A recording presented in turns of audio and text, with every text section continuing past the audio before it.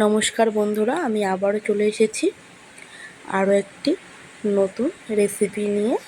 আজ বানাবো মোচার ঘন্ট নতুনভাবে। প্রথমে মোচাগুলো ভালো করে ধুয়ে কেটে বেছে নিয়েছি ও নুন হলুদ দিয়ে জলে সেদ্ধ করে নিয়েছি। একটা কড়া বসিয়ে দিয়েছি, তার মধ্যে ধনে, জিরে, 4-5টা শুকনো লঙ্কা ও একটা তেজপাতা আর কিছু গোটা গরম মশলা দিয়ে ভালো করে মশলাটাকে ভেজে নেব। যতক্ষণ না একটা সুন্দর গন্ধ বেরোচ্ছে ততক্ষণ অবধি মশলাটাকে ভেজে নেব। তোমরা চাইলে মশলাটাকে না ভেজেও তোমরা বাটতে পারো বা মিক্সিতে গ্রাইন্ড করতে পারো। মশলাটা আমার ভাজা হয়ে গেছে। এবার এই মশলাটাকে বেটে নিয়েছি আমি আদা রসুনের সঙ্গে একসাথে বেটে নিয়েছি। ও অর্ধেক পেঁয়াজ আছে এর মধ্যে। কিছুটা পরিমাণ পেঁয়াজ কুচি নিয়েছি। একটা বাটিতে নিয়েছি গোটা গরম মশলা, চিংড়ি মাছ আর নারকেলের দুধ। এবার একটা কড়াইতে বেশ খানিকটা তেল দিয়ে নেব। এর মধ্যে দিয়ে নেব এবার সেই নুন হলুদ মাখানো চিংড়ি মাছগুলো তেলে দিয়ে দিলাম। এবার ভালো করে ভেজে নেব চিংড়ি মাছগুলো। লাল লাল করে চিংড়ি মাছগুলো ভেজে নেব। চিংড়ি মাছগুলো প্রায় ভাজা হয়ে এসছে। এবার চিংড়ি মাছগুলো তুলে নেব। এবার ওই তেলের মধ্যেই দিয়ে দেব সেই গোটা গরম মশলা ফোড়ন।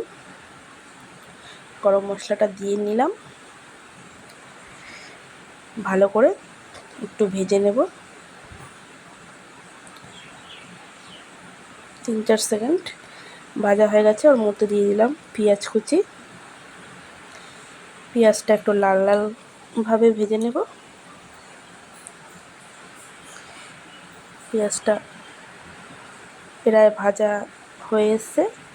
এর মধ্যে দিয়ে দেব সেই বাটা মশলাটা, যার মধ্যে আছে আদা রসুন আর সেই ভাজা মশলা ও আর্ধেক পেঁয়াজ বাটা। এবার মশলাটা দিয়ে দেব।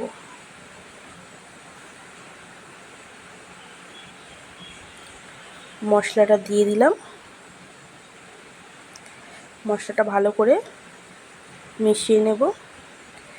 এবার এর মধ্যে দিয়ে দেব হলুদ গুঁড়ো,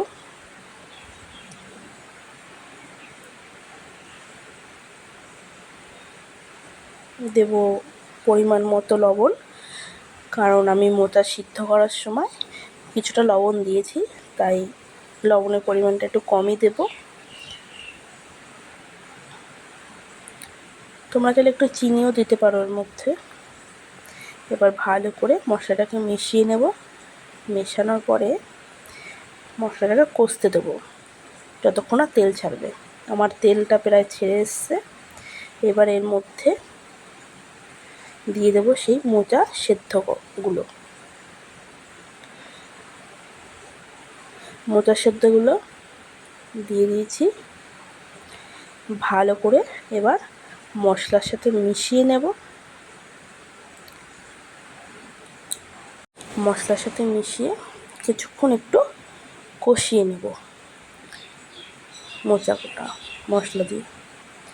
আর তোমাদের দেখাতে ভুলে গেছি, আমি আলুটাকেও ভেজে নিয়েছি, কিন্তু সেটাকে আমার দেখানো হলো না তোমাদের। তোমরা আলুটা ভেজে নিও তেলে নুন হলুদ দিয়ে। এবার মশলাটার সাথে মোচাটা প্রায় ভালোভাবে কষিয়েছি। এবার এর মধ্যে দিয়ে দেবো আলু, ভাজা আলুগুলো এর মধ্যে দিয়ে নিলাম। এগুলো দিয়ে আরও একবার ভালো করে মিশিয়ে নেব। মেশানোর পরে এর মধ্যে দিয়ে দেবো সেই ভাজা চিংড়ি মাছগুলো দিয়ে ভালো করে মিশিয়ে নেব।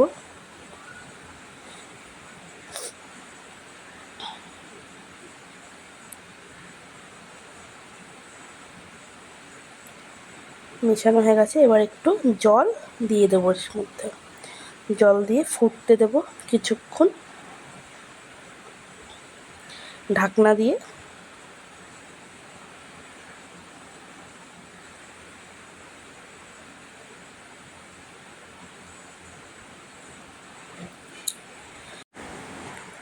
ঢাকনাটা তুলে নিয়ে আবারও ভালো করে একসাথে সব কিছু মিশিয়ে নেব।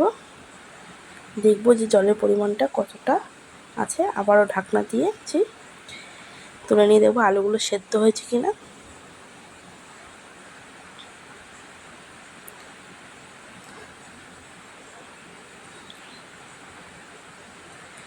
আলুগুলো বেশ ভালোভাবে প্রায় সেদ্ধ হয়ে এসছে। এবার এর মধ্যে দিয়ে দেবো সেই নারকেলের দুধটা। নারকেলের দুধটা দিয়ে বেশ ভালো করে মিশিয়ে নেব। মিশিয়ে নিয়ে আরেকটু এটাকে একসাথে ফুটতে দেবো। বেশ ভালোভাবে ফুটে আসলেই ও একটু শুকনো শুকনো মাখা মাখা হয়ে আসলেই এটাকে নামিয়ে নেব। আমার আজকের মোচা রেডি, নামিয়ে নিয়েছি। দেখো বন্ধুরা কত সুন্দর কালার এসেছে, দেখেই মনে হচ্ছে খুব টেস্ট হয়েছে। প্লিজ আমাকে সবাই সাবস্ক্রাইব করো, পাশে থেকো।